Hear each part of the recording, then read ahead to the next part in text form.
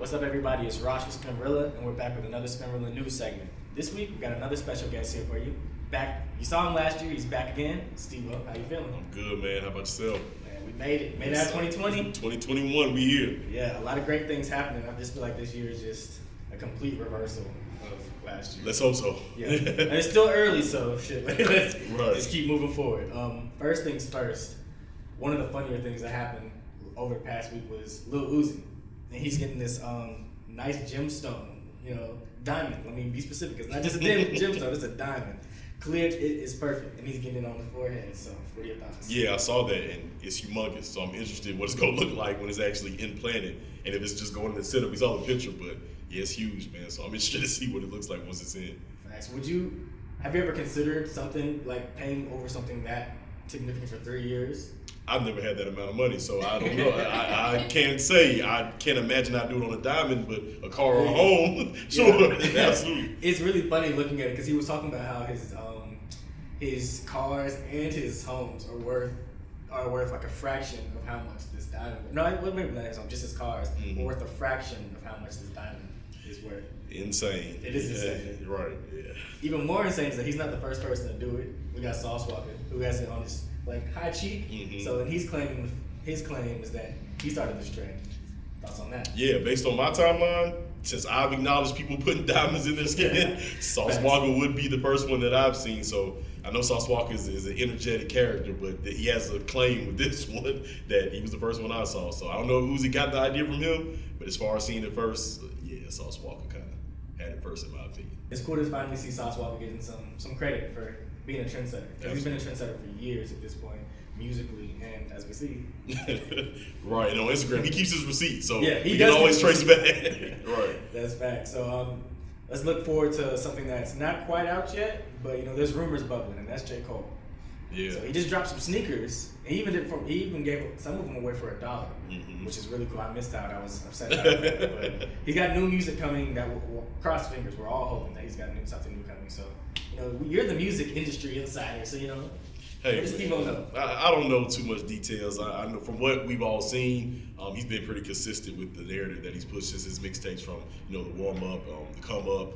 This is kind of, he keeps it like basketball theme. Even though every album hasn't been basketball themed, there's been a constant narrative that he kind of aligns his career with almost like an aspiring basketball player, professional. So, yeah, it's looking like, I don't know, all the content we've seen, it's looking like he's trying to wrap it up. Like this is his retirement, his journey's going up in the Raptors. So that's just me speculating, but from what I've seen, that's what it looks like. And I hope if it is the end or regardless, that it's a classic. I'm expecting great things, and we just seen the campaign with the shoes, the Puma deal, the album. So I'm expecting great things. Yeah, especially with the imagery of the shoe release kind of coinciding with 2014 Forest Hills Drive, which many will argue is a classic. I'm not going to speak on whether it's a classic. I'll consider it a classic. For Your Eyes Only is mine. That's my J.Cole album that I'll take to the grave. That's fair too. Yeah. Yeah, but it's going to be interesting to see. He seems like he's in a great headspace. Anytime I see rappers recreate visuals from past classics, I'm like, okay. Yeah, it's time. That's why I got a good feeling about Drake, because I was recreating Take Care and nothing was the same. I'm like, this one's gonna be special. Yeah, I agree. But another group of artists who have something coming is Chris Brown and Tory Lanez. Yeah. Trigger warning. Yeah, absolutely. So, I think that it's a fully realized collaboration that's set to drop. It's not like they just linked up in the studio. Like something's definitely coming soon. So, what are your thoughts on that? Yeah, it's tough, but I mean, we're gonna see. I guess it looks like Tory is aligning himself with people who still support him. So he's just trying to roll it out, and hopefully, we know Chris Brown is a great artist, so we'll see what it sounds like. But like you said, trigger warning. So all we can do is kind of wait and see how the people react to it. So. Yeah, it'll be interesting to see if Chris Brown. This is pure speculation, but if he's coaching him through a situation similar to what he faced earlier in his career as well, and seeing if there's any wisdom that he can impart on him on just growing and moving forward from this. Yeah, that has to be taken into account. It's inevitable to assume that that's happening. So. But some concrete releases that we do have right now available on Spinrilla are Big Yavo and Sheck West. They each have singles available on Spinrilla right now, so go ahead and check them out. So someone else who's been popping in the Spinrilla circuit is Metro Mars, and they're also a signee to QC. You heard about him? Yeah, Metro Mars. I know he's a young kid. I want to say 17, 18. Yeah, signed a QC in partnership with Since the 80s, good friends of Since the 80s. So if you're familiar with like Azion, Yones, and G at Earth Gang, they're affiliated with that. So I'm interested to see what the kid has coming. He's got a great team. We know that for sure. We've seen the success of Since the 80s and QC. So I'm interested, man. I know he has a lot going with Spinrilla too. So yeah, I'm following his career from this point forward. And for everyone interested, he also has a sound check available on Spinrilla right now. So go ahead and check that out. All right, so now that we've covered like the basic topics over the past week, we're gonna get into the deep discussions now. So we got talks about female rappers, how COVID has changed music, and Migos Culture III. So to get into these conversations, we're gonna welcome recurring host Mari back to the roundtable. Well, over the past couple of years, we've seen like the number of female rappers just drastically increase. I'm not gonna say reduce, but they've drastically increased.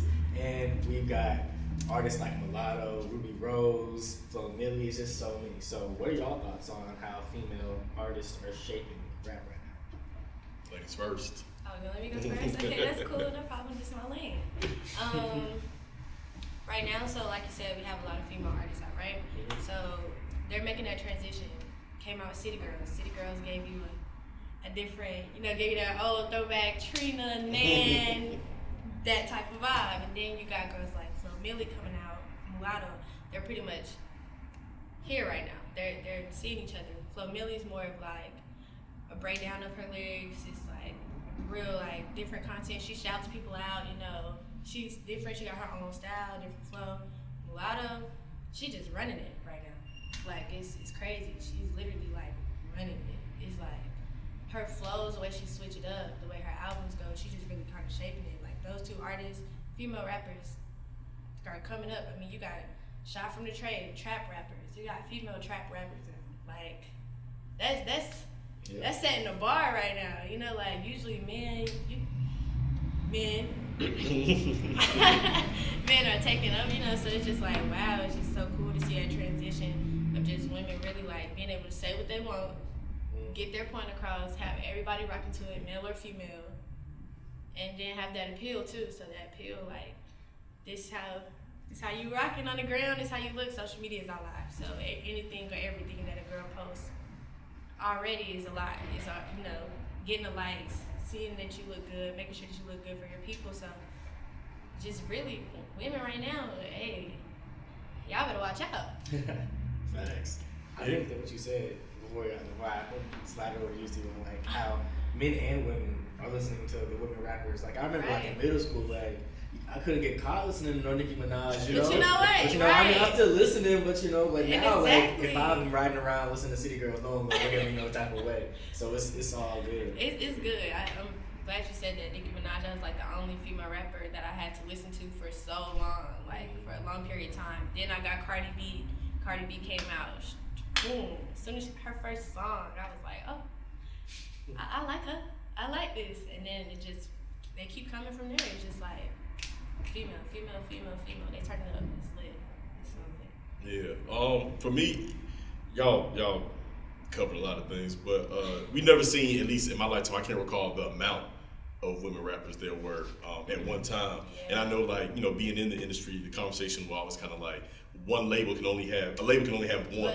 There's like we can't have more than one because they're going to be talking about the same things, or we got to just be able to promote that one, and if we have another one, it'll get in the way. And now we're seeing that just wasn't true. They're like women, they're from different areas across the country and across the world. They bring their own perspective of what femininity and womanhood means. So like you have a light-skinned Keisha that was part of Hit Code, Ruby Rose was part of Hit Code. Then you have RCA that has Mulatto and Flo Milli at the same time.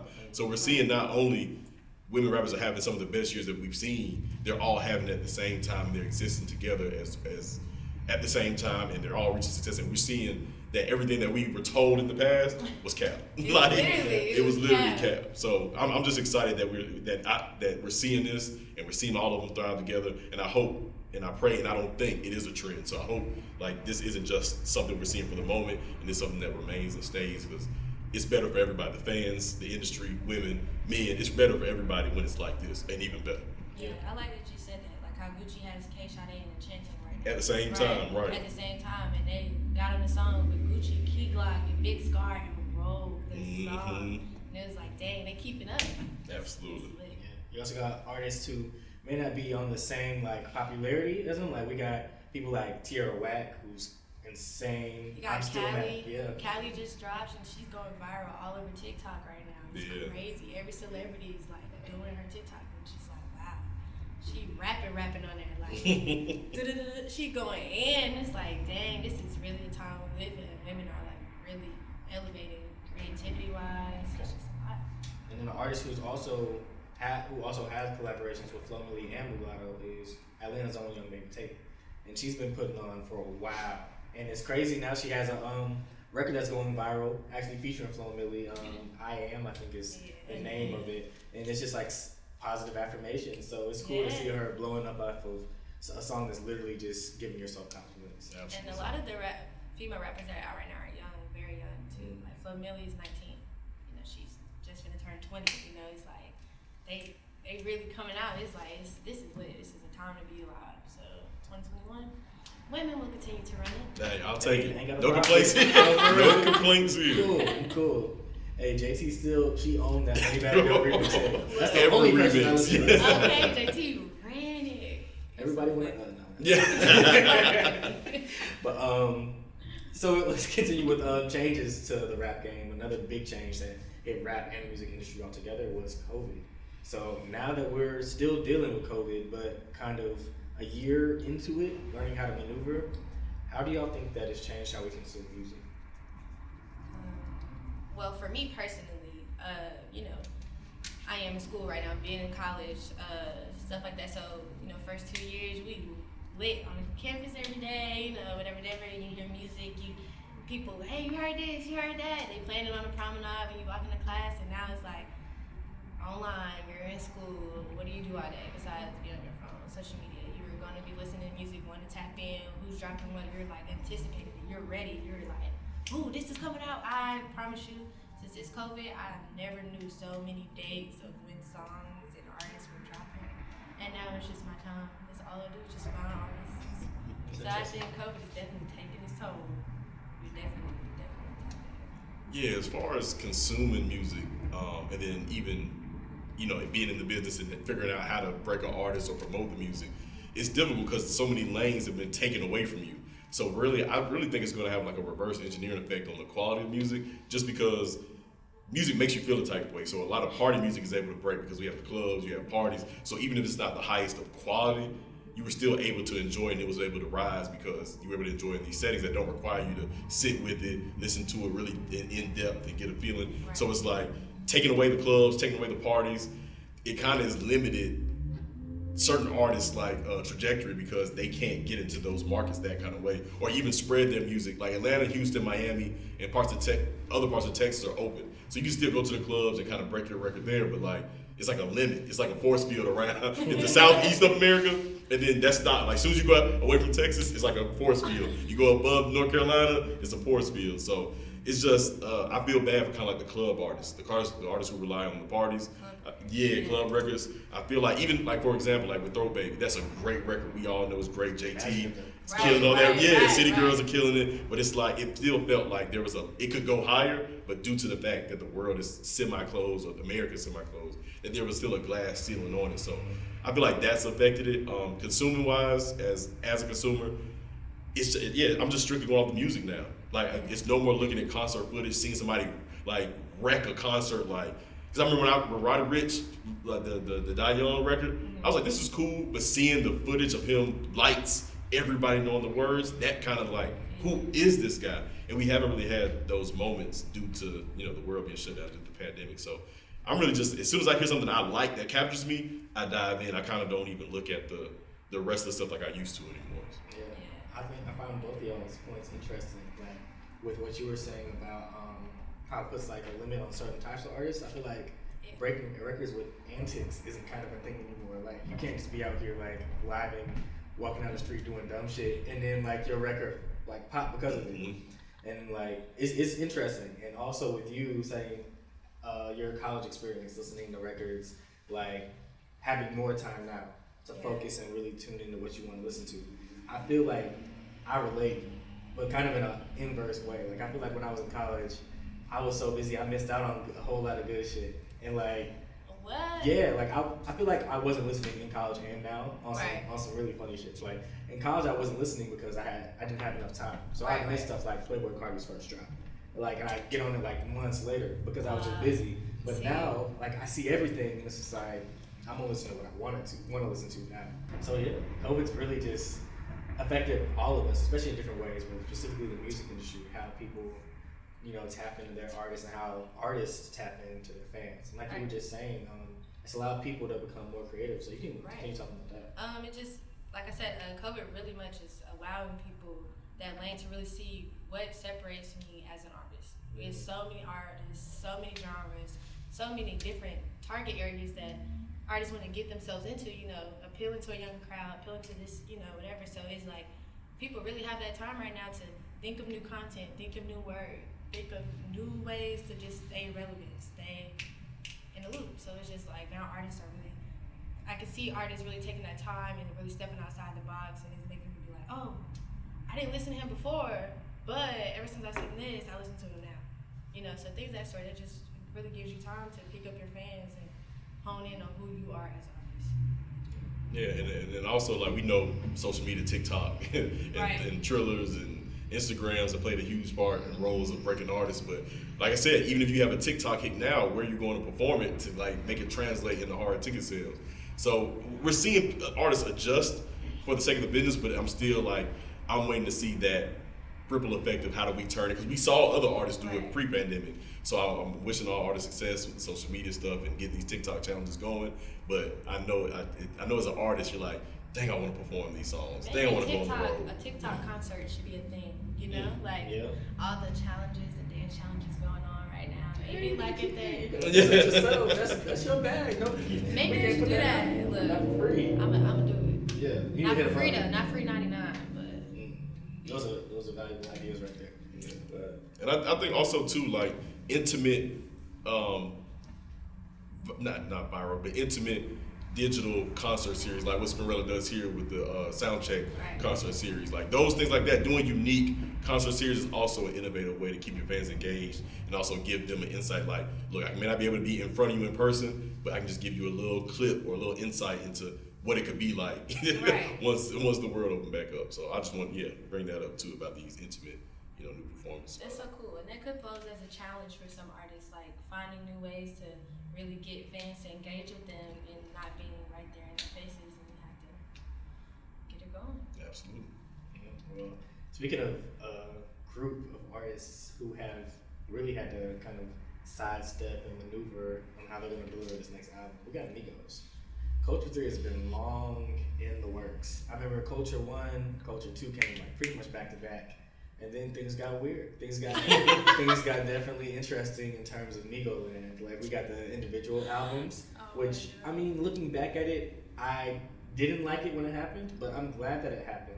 Right. But I think that we can all enjoy Migos album much more now that we're like 3, 4? No, because Migos. No. Culture 2 came out in 2017 or 2018. Culture 2, I want to say 17. I could be wrong, but we got the right year. I'm 17, years 18. removed. I Yeah. feel like that was my senior year. How are we feeling knowing that Culture 3 like could be here any moment now? Give me Bad and Bougie Part 2. Please and thank you. That's all I need right there.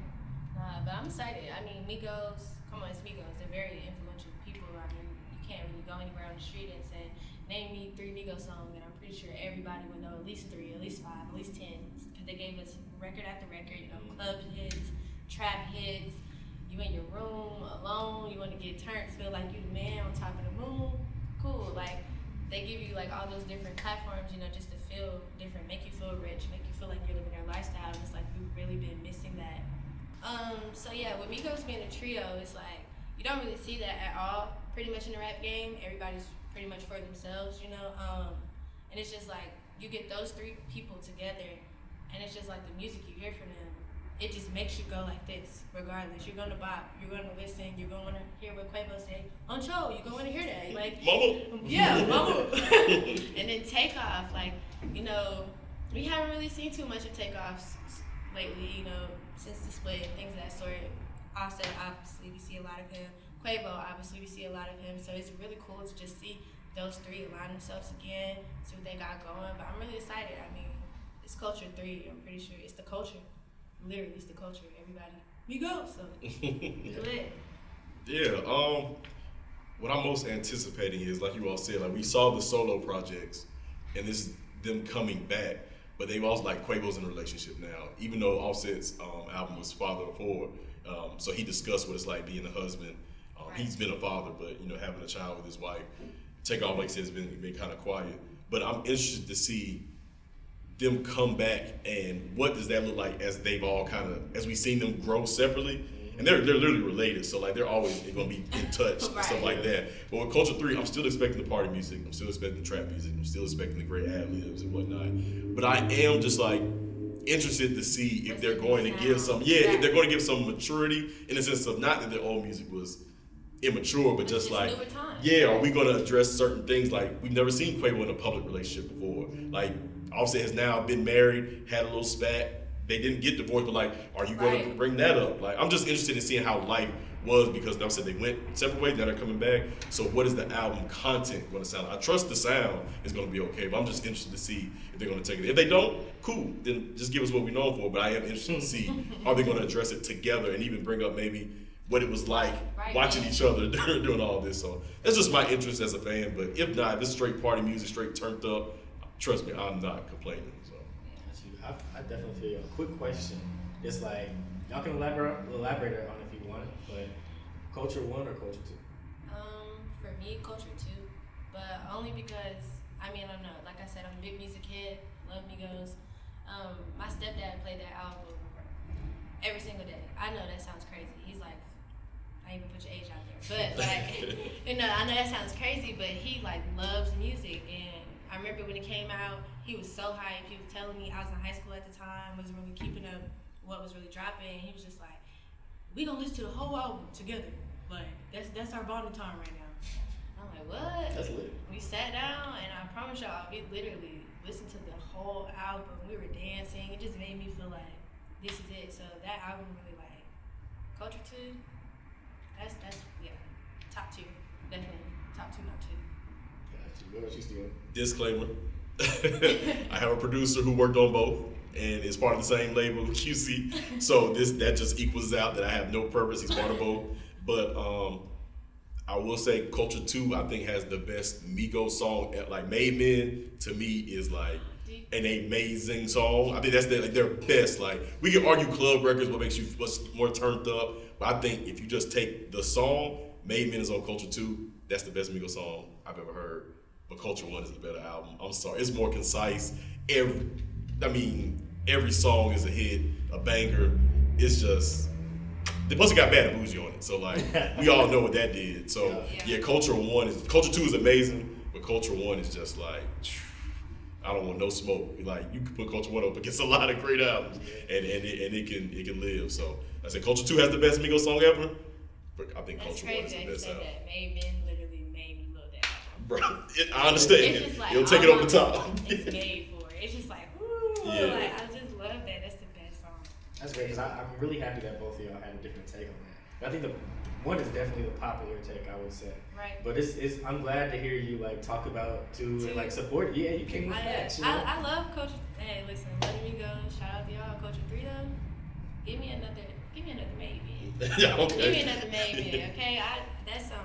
Look, you give me a Bad and Bougie 2 and Made Men 2. Hey, it's gonna be Culture 3 greater than 1 and 2. It's gonna go platinum just off of me listening along. So we good. And we saw another album this year. Wait, was it this year? Am I bugging? Or was it last year? Cudi recently dropped, and he dropped Man on the Moon 3. So last year. Yeah, so that's someone who's closed out a trilogy, like a highly beloved trilogy. So I don't know exactly how Kid Cudi fans are feeling about it. I know my personal thoughts about growing up listening to Cudi, and I'm not a fan of Man on the Moon 3 per se. Okay.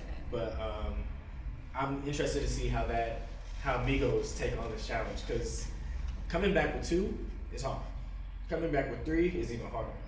So it's going to be interesting to see how they approach this. Like you said, if they mature content-wise, even if they go in a different sonic direction.